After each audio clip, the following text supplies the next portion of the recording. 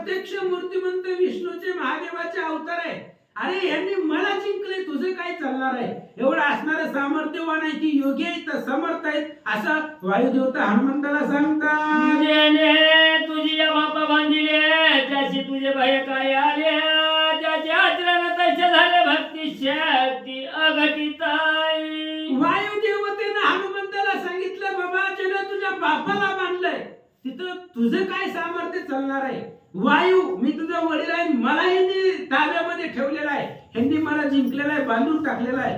अरे त्यांची भक्ती शक्तीच्या प्रतापाने त्यांना ते सामर्थ्य प्राप्त झालेलं आहे. भक्ती त्यांची तशीच आहे आणि सामर्थ्यही तसंच आहे. त्याच्यामुळे अष्टमहासिद्धी सगळे यांना प्राप्त झालेलं आहे, असं वायुदेवता हनुमंताला सांगतात.